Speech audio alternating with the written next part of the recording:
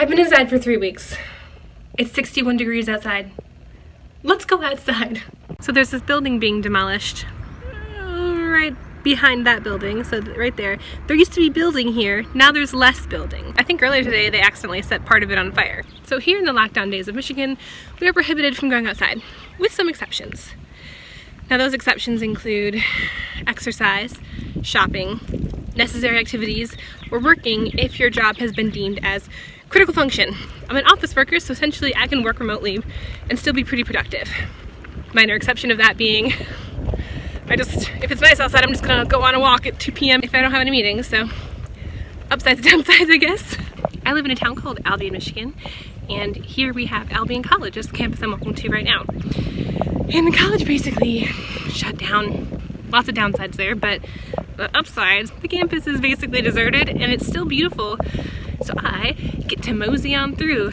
I'm trying to stay both positive, find the happy moments, find the joys, and because I'm an author, find the beauty and creativity in the world around me.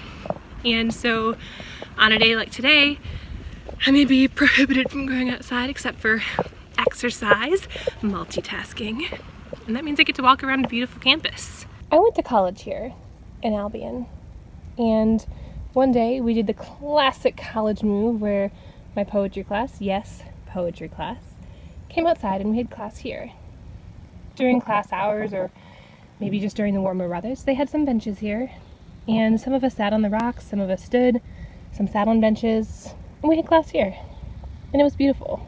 And it's wonderful and beautiful to come back. It's different now. Spring semester would be wrapping up, getting to finals, and this, along with so much of the rest of the world, has changed, and it can be difficult to get through that change. But again, in favor of optimism, in favor of searching for the joy, creating the joy where you can. Things are weird and different and strange, but that doesn't mean they can't still be beautiful. It's springtime here in the northern hemisphere, and we're starting to see sunlight, green, and it's crucial that we self-isolate, quarantine, and take all the necessary precautions to protect not only ourselves, but our loved ones and those at the most risk. But now that we're here outside in the beautiful, beautiful sun, I'm working on my revisions for my second book. My freelance editor just emailed me the other day to ask if I had some more things to send her. I've been working from home for 3 weeks, but I still have deadlines. So I'm about to send her chapters 7 through 9, which is going to be sort of my second and a half to third draft of that content. And what that means is that I did a first draft, sent it to her, got an edit letter, started on the second draft, got to about chapter 8 or 9, then went back to the first 6 chapters to work on those some more. And now I'm working again on the 7 through 9 to send back to her. And then I'll continue with the second draft version of the remaining chapters. Revisions are weird, y'all. I'm not working as linearly as I'm used to, since I'm working with a professional who pulled me back from chapter 9 to work on chapters 1 through 6 again. And that was a weird experience to jump around a little bit. I think things are starting to shape up nicely. I'm really excited to see where things go, how they continue to improve. I think in every revision I do, I get a little bit closer to the characters, to their struggles, to their growth. I think the biggest thing that I'm working on right now is zeroing in on kind of establishing their backstory and their relationship so that the arcs in the story make more sense and work a little bit more smoothly. And I don't know what I thought I was gonna do coming out here today, except for get out of the house, get some exercise walking around, do some brain exercises, do a little bit of writing or sketching if I can, just to be out here in the sunlight. But I thought I'd bring you, and I thought I'd bring this along for the ride. Don't know if I'm gonna get anything productive done. My brain is still kind of caught in my day job, so all I want to do is figure out if this stupid software I'm using can pass array variables and let me modify specific elements within them. But I'm gonna push that out of my mind for a minute and try just to zero in on doing anything, writing something. My goal is to have, like, I don't know, just like a few sentences written before I leave here, maybe a page. So here's my notes from a screenplay that I really, really want to write, even though I don't know how to write a screenplay. Isn't that just the thing?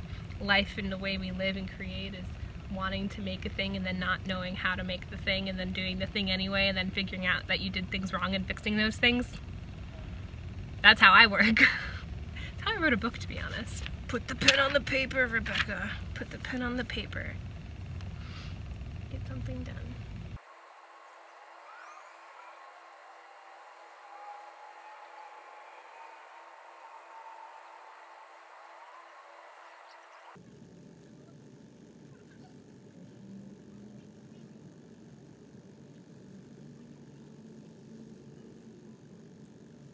Half a page. I did it. I mean, it's not like a very big half of a page. If I know two characters need to have a moment, or if I need a character needs to have something introspective, sometimes it doesn't happen in the book, and I realize it's because I didn't find a natural place in the story for it to happen, especially those quieter moments, those growth moments between characters. And you sometimes just have to take a bit and write a scene, not connected to anywhere in the plot, anywhere in the story, any place, and then just let two characters have a frank conversation, have a heart-to-heart, or have a character reflect and wax as poetic as they want, like it's a diary entry almost. And then you can either use that to inform something in the story, or like what happened in my first book, Nameless Queen, you can use it in the story. So there's a moment in Nameless Queen where Coin is staring up at the stars and basically reflecting on what she wants to do next and what it means to have hope. She's not accustomed to having it. She's grown cynical. She sees it in others but not herself. And she's trying to imagine her life with hope, her life going in a different direction, a specific direction. And that I wrote that as a diary entry from her perspective, basically. And then I found a place in the story where it fit, or I found a place, I built a place for it. And I think sometimes it's like that with powerful moments or scenes or interactions or dialogue, is that you know something needs to happen. Once you've written it, you build a place to put it in the story. You build a scene around it. You set it up so that it flows smoothly in the story. And I think that's probably something that I'm missing in a couple ways right now, between a couple of the relationships of the story. In this book, the main character, Ada, has a sister, and I need to get to a better place of their relationship. So this conversation that they're starting to have is kind of just two sisters talking to one another about how they feel about each other and their parents, especially now that in this part of the story their parents are not present. I mean, it's a YA book. You gotta find a way to get rid of the parents. I don't mean like cut that, well, you know. You see different stories do different ways, but essentially YA stories are stories that are built around the autonomy or developing autonomy of teenagers, and you can't really have that perfectly if they're with their parents all the time or getting their hands held through every section.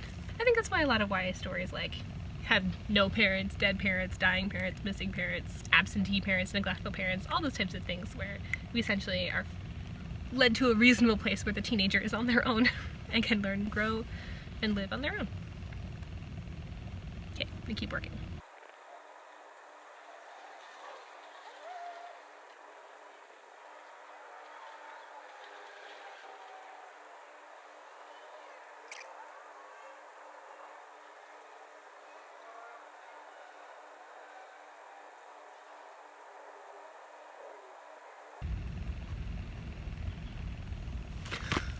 One whole page written.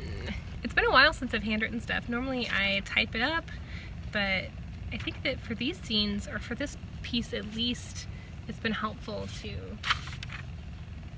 Can I itch my nose on my notebook? Is that okay?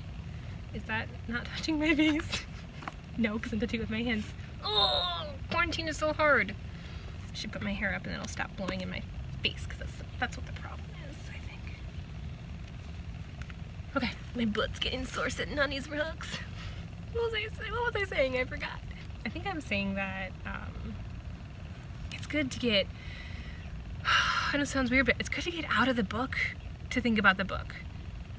Because I've been revising for a while, and to be fair, I'm supposed to be revising chapters 7 through 9 tonight and sending them to my editor tomorrow, and I still will, but this. But this has been very helpful. I remember when I talked to my freelance editor about writing this book, it was originally largely focused on the relationship between a girl named Ada, a teenager, and the boy she had just cast a curse on, Elliot. And this Elliot had been her boyfriend up until the point where he severely betrayed her, and then she cursed him out of anger and revenge. And a lot of it was going to be her trying to figure out why he did what he did and dealing with the consequences of what she did. Turns out when you cast a permanent curse on someone without learning how to do that first, you can do some things wrong, and things go wrong. There's a lot of consequences to her rash actions, which she does not in any way regret. But as I've gone through and focused on revisions and building out more of the relationship between her and her sister, not to the point necessarily where it's the most important relationship in the book, but I think it's on par, it's balanced with this relationship with the boy, Elliot. But anyway, when I was talking to my editor about layering in more of this sisterly dynamic, she asked me, well, do you have sisters? I'm like, no, I have 3 sisters actually. She's like, great, well then certainly you'll know how to handle a sister dynamic. And part of being an author is, one, being able to utilize your own life experiences to create life experiences inside of a book. Not replicating your life experience, but to create life experiences. And the second part of that is being able to imagine what goes on inside another person's head. I can't sit down and write a book about sisters from the perspective of me and my sisters. That's not really how that works. And I know my editor knows that's not how it works either.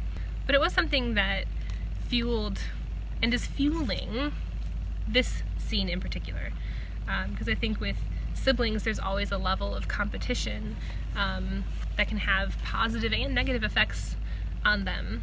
And in this story, where Ada's parents essentially get ripped out of the story, trapped in the underworld, then it's basically just Ada and her sister. And so exploring the dynamic between the two of them, I think, is really important. And I think this has done a good step of getting me there. Okay, I'm gonna go finish my walk. It is a beautiful, gorgeous 61-degree Fahrenheit day, and there's approaching small children who you may be able to hear already. So I'm gonna get going, and thanks so much for tuning in. I put out videos about every Saturday about writing, authoring, books, things like that. So here's a video YouTube thinks you like, and there's my most recent upload. Feel free to subscribe. Otherwise, I'll see you next week.